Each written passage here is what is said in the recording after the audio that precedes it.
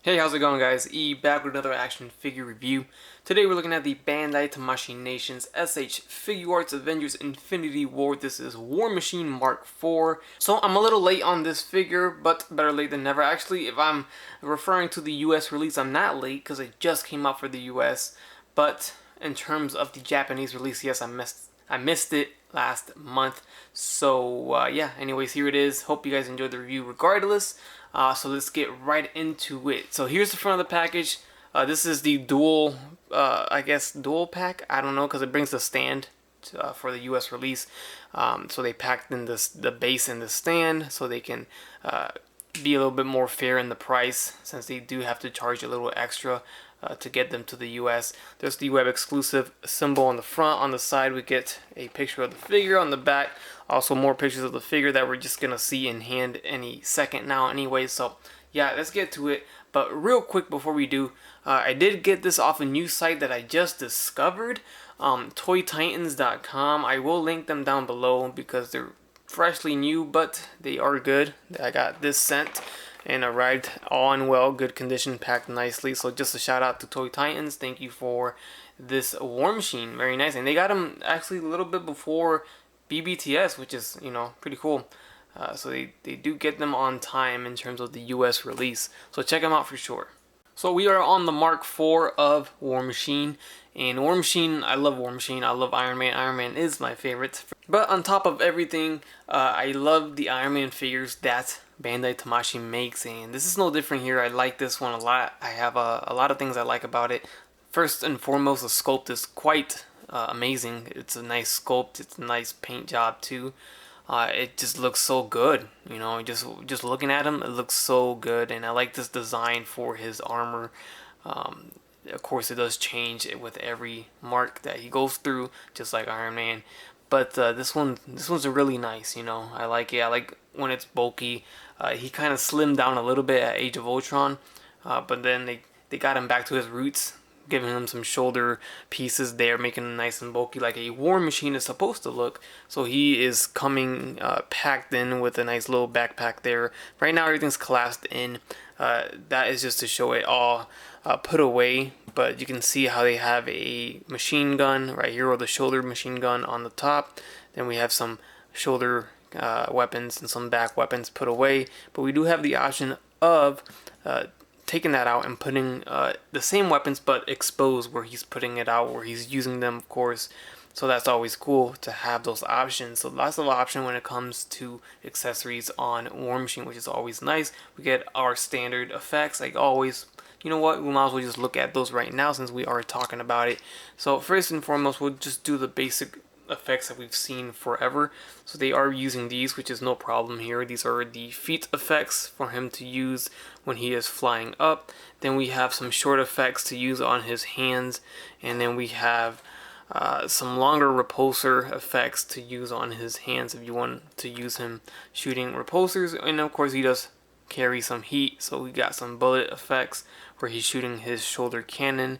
And speaking of the shoulder cannon, we do have it right here. I guess it's considered a back cannon now since it's coming from directly from his back, but it's still, you can move it from left to right. I assume we have lots of hinges here.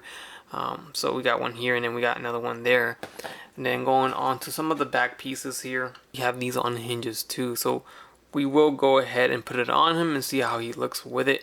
And then last but not least, we have some more shoulder weapons right here. So these are the same ones that we did just take a look at on the back, but as you see, they are just put away in rest mode right now. And then while we're at it, we can just admire the sculpt and just how beautiful this thing looks. I really do like how it looks. It came out very nice. So as you see, we have a pair of fists on the figure itself packed in. Then we do get a pair of open hands where you can peg on some effects. So you can see the pegs coming from the middle of the hand or the palm of the hand.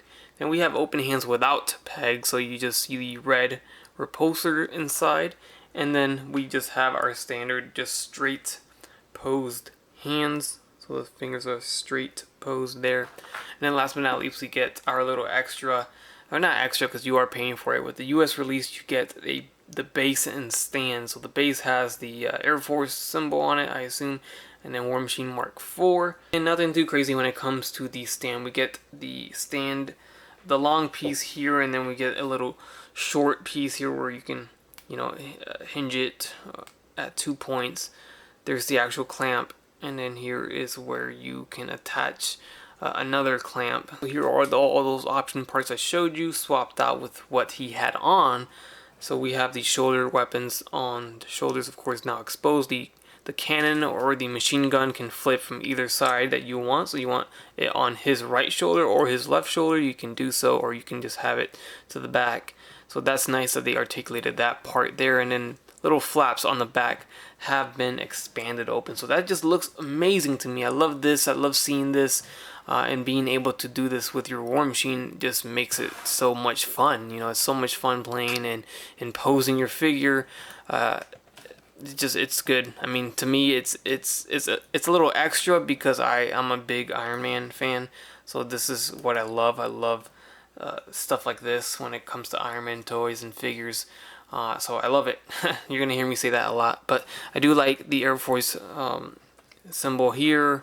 Another one on his shoulder. So they printed that on very nicely. The number 4004 on this bicep. So very good job by Tamashii. That looks great too. And then of course we can peg in the bullet effect on the cannon. There is a slight peg hole here, and there you have it. I mean, that's, what more can you ask for?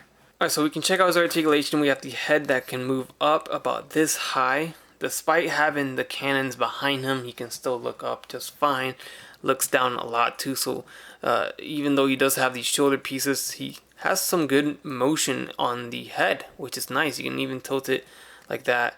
Turning it does get blocked a little bit, but you can still turn his head. It's not like you can't turn it at all, so that's nice too. And to the right too, and it's also a separate piece from the neck and the head. My head seems to be a little bit loose for my liking, at least. Let me pop that off and change the neck. Yeah, I wish my head was a little bit tighter, but I'll be fine. The arms are going to go forward all the way up, and it can go all the way down, in and out just fine. We have a nice shoulder socket that allows for a lot of range of motion there, and then of course the shoulder is hinged, or the shoulder guard is hinged there too.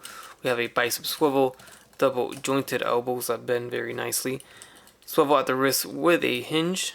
The torso articulation is nice. We have a swivel, diaphragm joint goes back about that far and it goes forward about this far. That works with the waist swivel, that swivels of course, and it bends forward and back.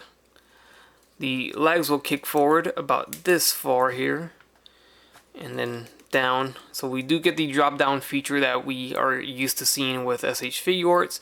And then also that thigh hinge here where you can kind of hinge the thigh. There's a swivel at the thigh too. Double jointed knees. The ankles go forward and back. It is die-cast feet. We have an ankle pivot. We have a toe hinge and an ankle swivel.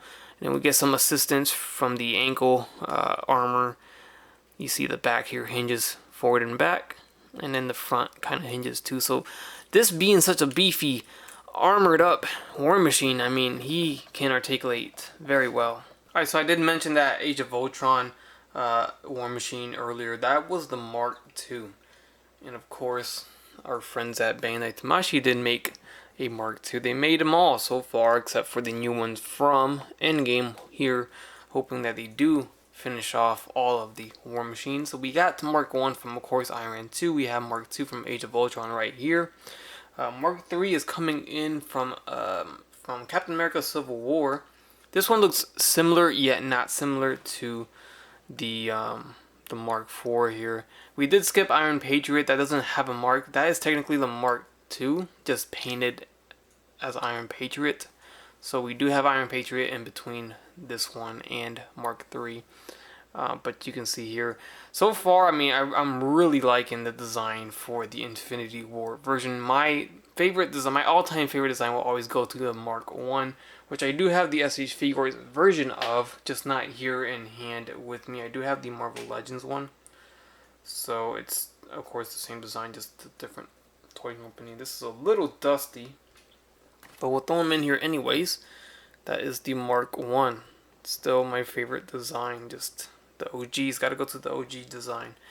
So there's that, and then we have Mark 5, 6, and 7 in Avengers Endgame, but they have not made them for SH Figuarts yet. So hopefully they do. And he's going to be out of frame, but here's the Hulk. Look how massive Hulk is next to this War Machine. And next to a couple of Iron Men, we have an SH Figuarts Iron Man on the left side. This was also from Civil War, and then we have the Rebel Tech Iron Man on the right, the Bleeding Edge armor. And here he is next to a Mezco 112 Collective Iron Man. So it's time we get a War Machine for Mezco. That'd be nice. And then we have an SH Figuarts Dragon Ball Z figure. Here is Gogeta, Super Saiyan Blue. And those of you that may have wanted to see the Mark II Marvel Legends version, this is the Mark II Marvel Legends War Machine. I don't believe they made a Mark IV. Correct me if I'm mistaken. But I think they did 1, 2, 3, and not 4. They did 6 just recently from the Avengers Endgame Wave 2. But I don't think they did this specific War Machine yet, if they ever will do that for Marvel Legends. So Tamashii is where it's at right now. Alright, and that pretty much wraps up this review of the War Machine Mark IV from Avengers Infinity War. This is the US release with a base and stand. I hope you guys enjoyed this video. I enjoy this figure a lot as a Iron Man fan. I can only recommend it a bunch of times. You know, I think they have perfected the formula when it comes to Iron Man and War Machine figures. They just do phenomenal work, and they always get it right. I mean, in my opinion, I'm always satisfied with their work, and it's not biased. I mean, if it was horrible, I would say it was horrible, because I'm such a big fan of Iron Man that, you know, I gotta give credit where credit is due, and Tamashii Nations always does right by Iron Man, by making great Iron Man figures. So anyways, I will sit here and praise this all night long if I don't stop, so I'm gonna stop. All the basic stuff: like, comment, subscribe, and as always, have a great day. Bye.